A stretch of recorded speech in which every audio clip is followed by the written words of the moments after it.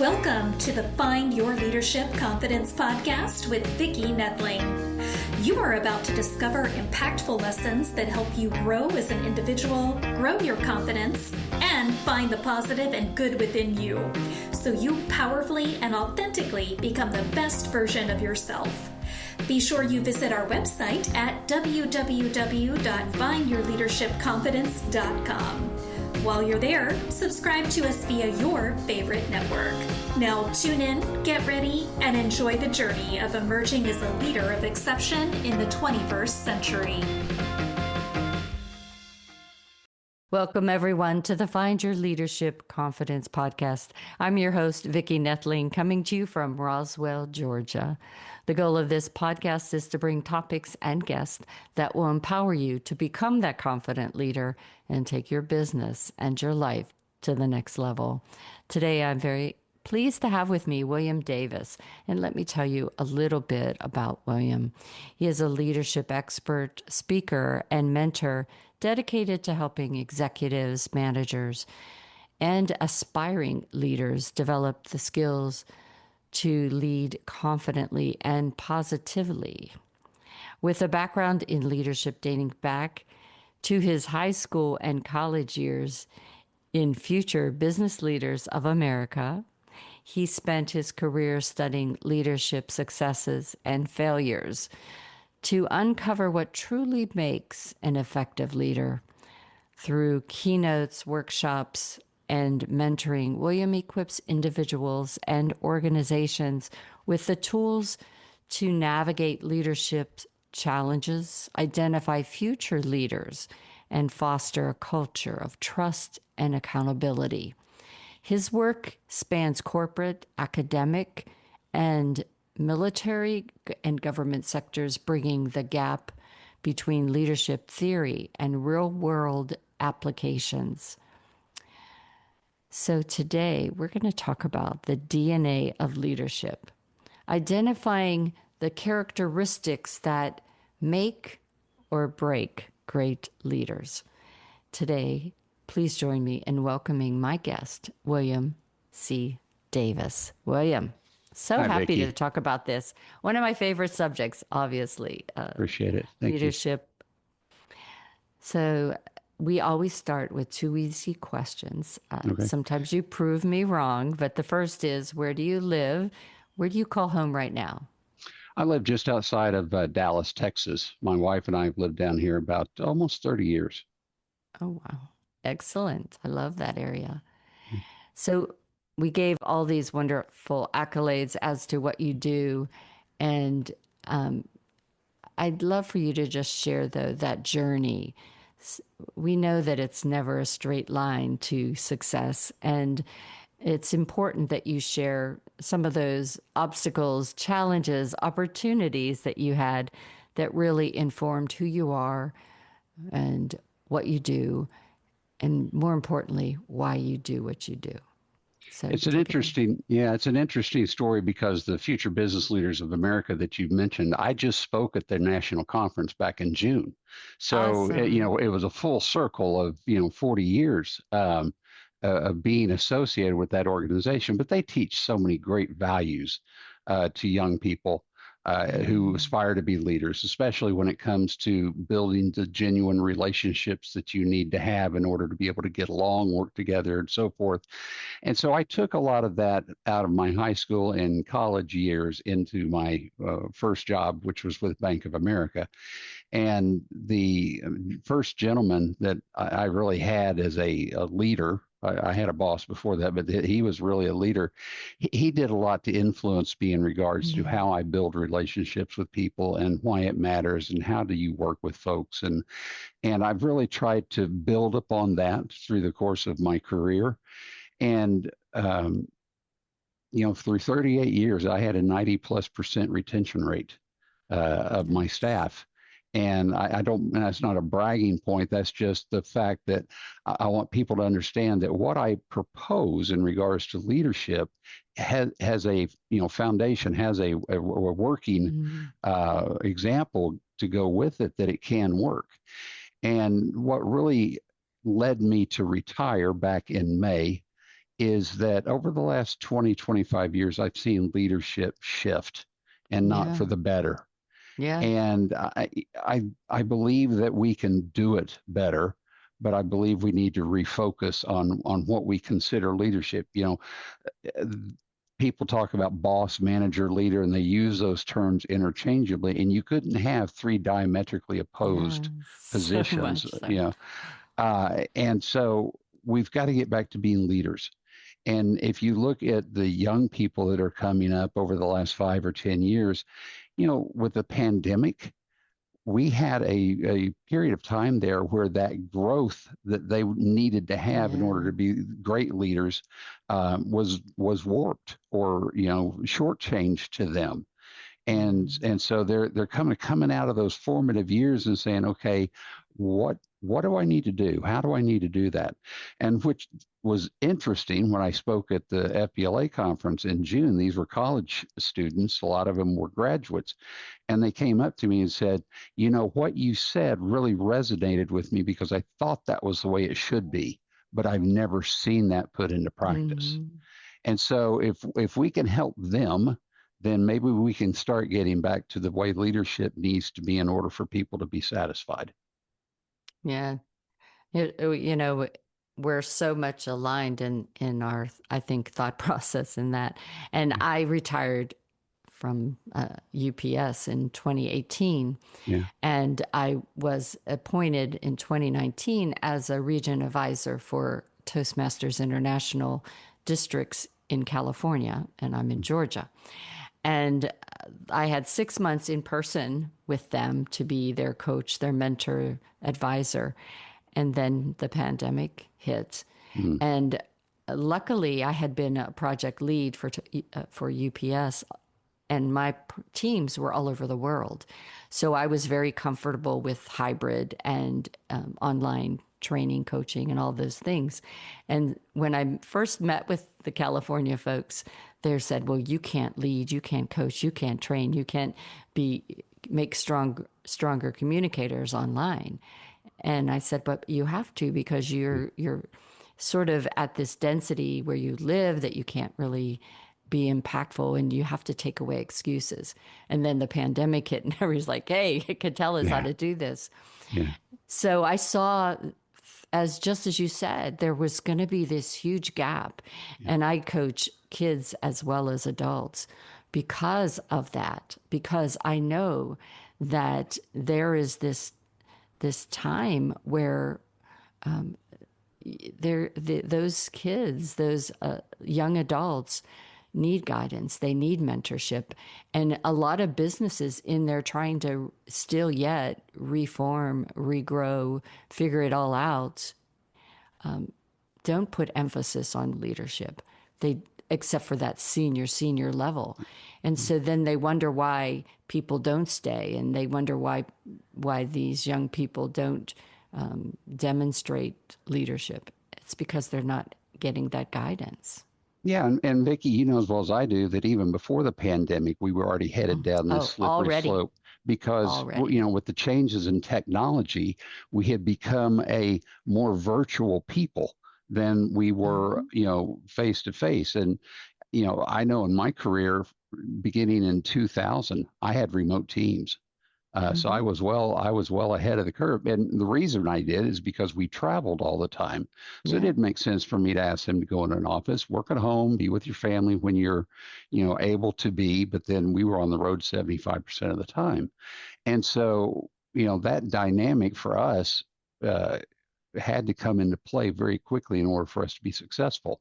But as the advent came with the cell phone and now the iPhone and whatever, um, even now you look at families that are in a restaurant, yeah, are they sitting there talking to each other? No, everybody's got their own device and it's right in the front of their face. and yeah, and the only time that they ever put it down, if they even put it down then, is when they're eating.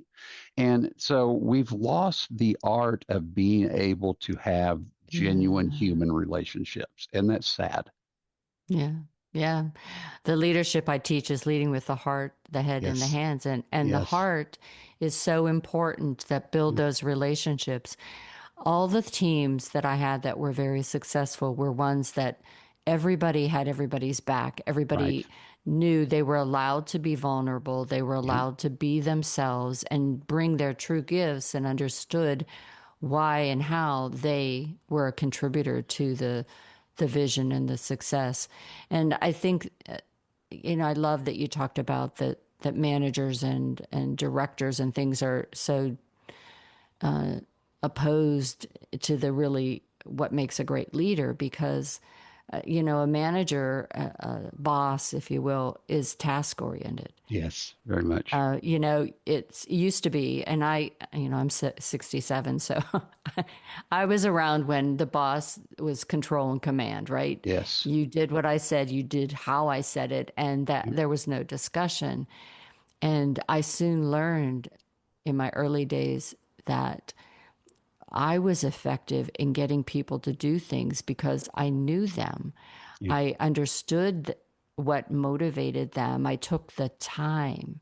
And Yeah. I think, right now, people, and as you said, 10, 20 years ago, you wanted that corner office. You wanted that office Yeah. with a door so you could shut it Yep. Yep. and just be that, take your paycheck. But you didn't know your people. You didn't Mhm. understand what was going on until something went wrong. And then it was like, beating them down on it. Yeah. And the approach that you're talking about is one where you have invested in them so they understand that when you're Mhm. communicating with them, you're sincere, you're genuine. Yeah. You've got Yeah. their back. And that was one of the things I always established with every team as guys, we win together, we lose together.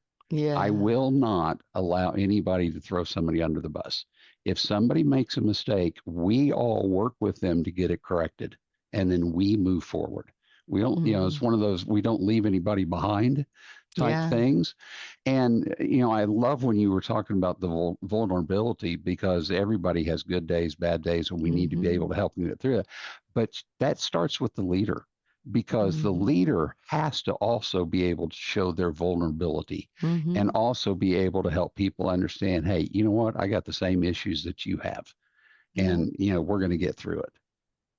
Yeah. And it's the whole idea that it's not you against the world. That's It's right. you and your team. Yes.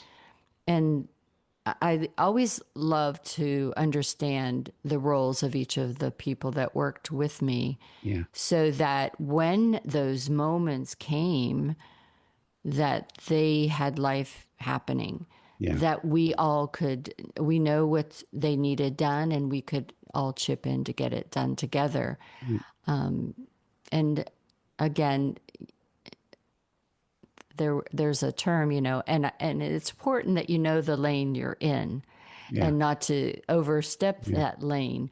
But when it comes to delegation and helping out, being that servant leader, I Mhm. think, that's where it's okay to cross the lane. Oh, absolutely. And, you know, the leader doesn't have to be the smartest person in the room. And Oh, I would dare absolutely. say that anybody ever worked with me would say Chuck was never or William was never the smartest person in the Me room. too. And but they needed to understand that you were there for them and you Hmm. were going to get them whatever assistance they needed in order to be successful, to do the job. Hmm. And part of that always starts with helping people understand the why. You were talking about the boss mentality back, when you and Hmm. I were growing up.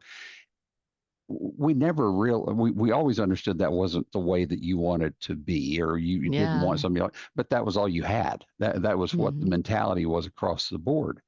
And today, kids are so much smarter now than, I look at my kids, they're in their mid 30s, but, they are so much smarter now than I ever was at any point in my life. And when you're talking about the intelligence of the kids that we've got coming up now, it always begs the question why in their mind. And you've got to be able to help them understand the why, because it's not enough Hmm. to just say do it. Here's why we do it. Because when you open up the Mm-hmm. understanding for individuals, then they are now invested in what you're doing. They become a lot more creative. They search for better ways to do it, not Mm-hmm. just a way. And you just they grow so much more, which is really at the end of the day, the desire as a leader for your team is they're able to grow and succeed. Your team's not your competition. Never has Mm-hmm. been, never will be. And so if they excel at a pace to where they are promoted above you, you know what? That's the greatest accomplishment Yeah, for your sure. career is that you help them succeed. Yeah. And, as I saw technology being integrated into my kids' lives, Hmm. and those, as I said, I've been coaching students since 2011. And so I would always tell people that I was hiring, I could teach you Excel, I could teach you Project, I could teach you Word, all those things, but I can't teach you character. Right. I can't, I can only mentor you in those things. And so it's worth my time to hire someone that I see that has already a good foundation of character, because then I know that they will be on the great road to being a leader. So, talk about fundamental characteristics that define a great leader. Well, when I looked for somebody to be a leader on my team or to, position for some place else in the organization, the first thing I always tried to do was put them in a position where I could see them in relation to their family or very good Mm. friends. Yeah. Because as I watched them interact with the family and with friends, if they were hateful, if they were mean spirited, if they had a very short patience with those people, how do you think they're now going to be with people that Yeah. they don't have a close relationship with? So I always look for people whose character was genuine in the fact that it extended to first their people that were close to them, family and friends.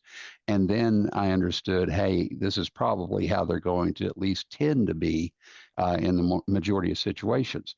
So, the kindness, the gentleness, the ability to have the empathy, all the emotional intelligent characteristics that we talk about is really what you want to look for in an individual.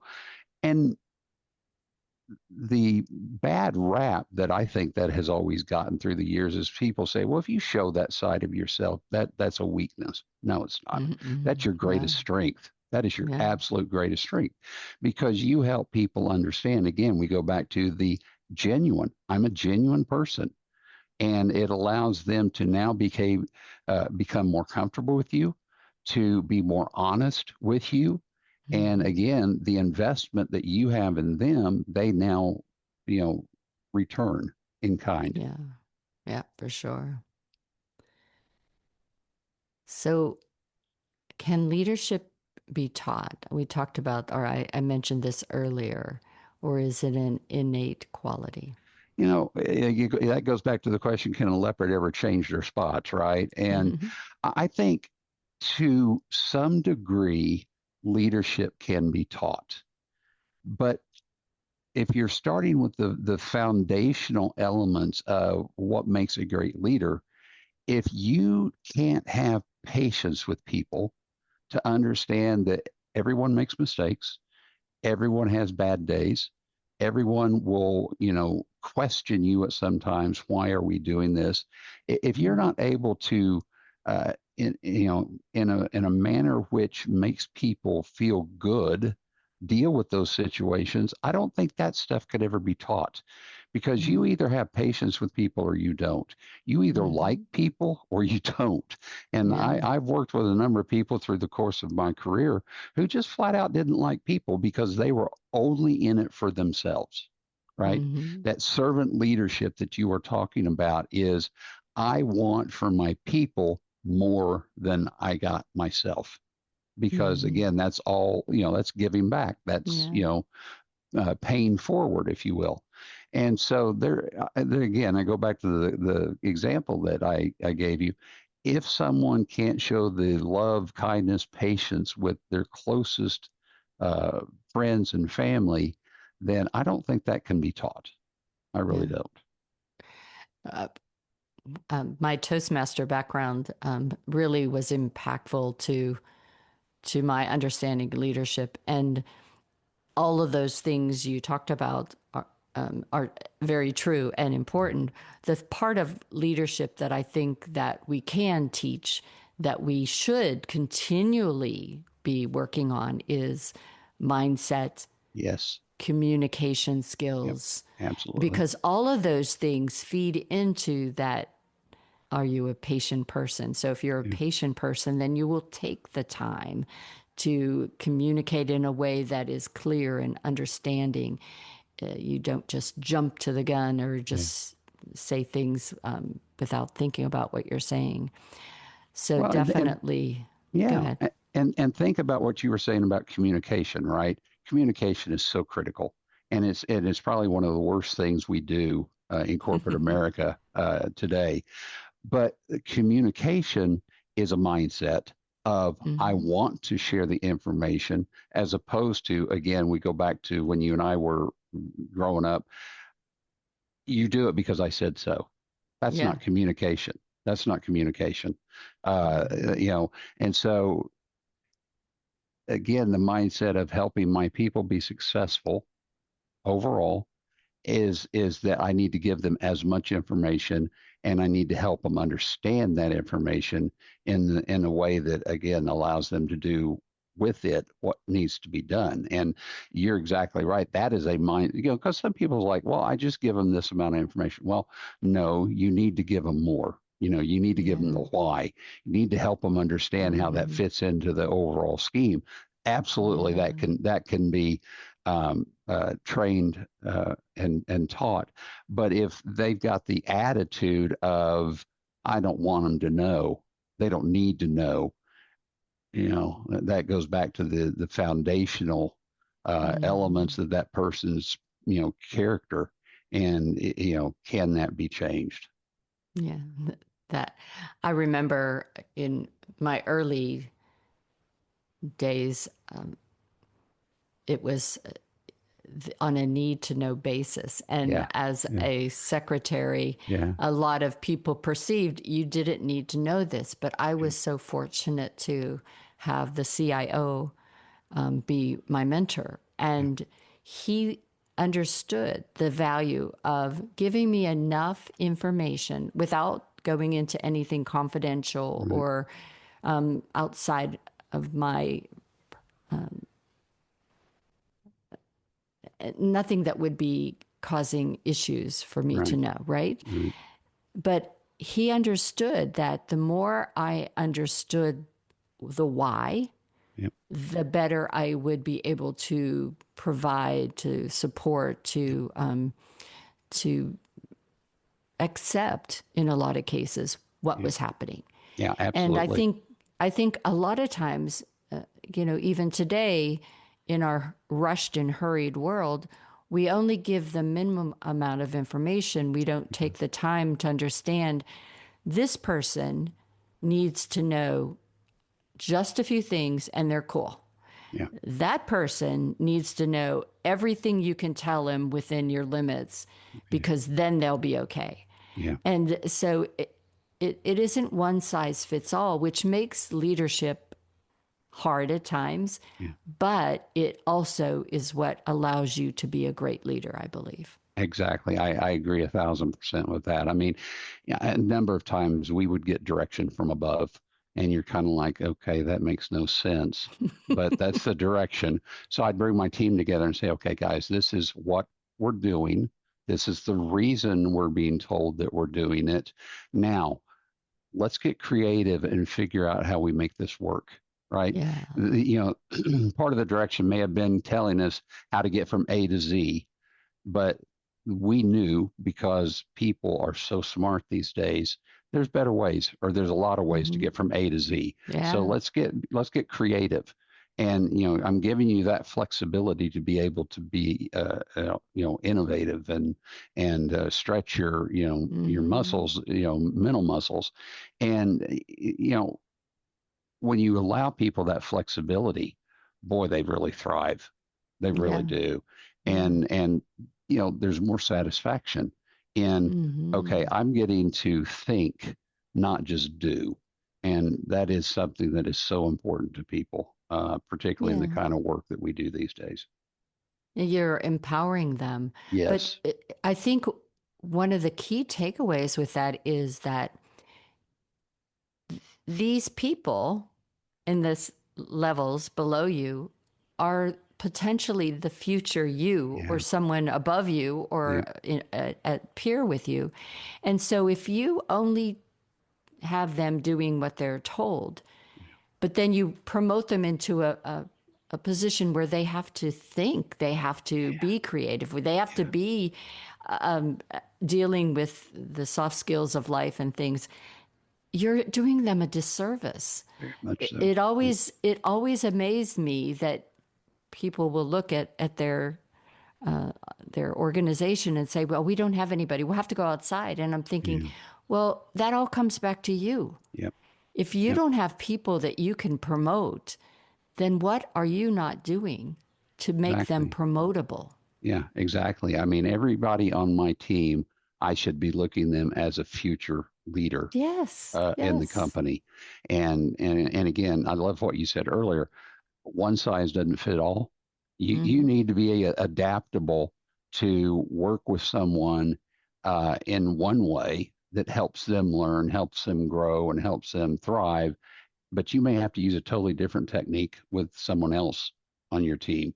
And so you've got to be adaptable. Anybody that goes into leadership thinking that everything I do is a one size fits all, it's going to fail because it's Yeah. just not, doesn't work that way. And you do need to have on your team people that will question, Yeah. challenge. Yeah. And while at the time it may be like, oh, if they could just, but it really does help you to be better. It's like, we need competition. We hate competition, but Yeah. we need Yeah. competition to be at our best. Yeah, and again, you set the boundaries, right? Hmm. We're gonna compete, we're gonna thrive, but I don't play favorites. Two, I don't Yeah. allow anybody to be thrown under the bus. And three, I'm not going to let somebody succeed at the detriment of somebody else because that's not, Yeah. you know, you can succeed and still allow everybody else to succeed too, right? Yeah, And for sure. and again, that goes back to the mental maturity of the leader, right? Not putting people in that position where they feel like in order to be seen, they have to make somebody else look bad or they have to make somebody else fail. That's not a healthy standard. It may work Hmm. once, but you lose your team because they don't trust you at that point. Yeah. I love you talk about mental maturity. Hmm. Uh, in my career, I've had situations where the age and the maturity level did not Not match, match. and and so as a leader, that is a challenge because now you do have to navigate that in a way to be able to communicate in a way that doesn't demean that person, but you sometimes have to just explain that you do have to look in the mirror with open eyes to see Hmm. who you are, what you are. So that's why I love the whole part of empathy and emotional intelligence as being part of what we teach and we work with our leaders as we're helping them to develop and grow, because it is so important to be self-aware of Yes. who we are and where are those gaps. There are, we're not perfect. I don't want a perfect employee, but Right. I do want someone that's aware of where there's opportunities for them to change, to grow, to evolve. And with each new project, process, challenge that we have in our jobs, we will need to change. and grow. Absolutely. And I think, in that regard, that's why it is so critical to build genuine relationships with your team, right? Yeah. Because in that, you understand what makes this person click, right? And if they, rush to judgment or they kind of fly off the handle, you know how to deal with that, right? And you know Mm-hmm. how to keep that influence from adversely affecting the rest of the team. Or where you have an introvert and they don't want to really speak up, they know what needs to be done. You know that they've got the expertise, but they're an introvert and they don't really speak up in front of people. You know how to deal with that. You know how to get Mm-hmm. that information out and make them feel comfortable that, hey, this is not a got you type thing. We're Mm-hmm. trying to help, you know, one, the Lead. team, but help two, you feel more comfortable in sharing and taking on a more important role. Yeah. And, I always say that leadership brings so many unexpected gifts. And that is definitely when you see those that you have mentored, that Yeah. you have poured into, have succeeded, have grown, have changed. And it does, I always say it's those proud mom and dad It moments. is. Yeah. And that's why I never could understand in the early days the leaders that I had that were not great leaders. They were just managers. Hmm. They never understood that was an emotion you shouldn't have. And it was, but no, it is, that's my secret sauce. That's what makes me be able to Right. get these people to do things Right. you can't. It's because they understood that pride that I had in them succeeding.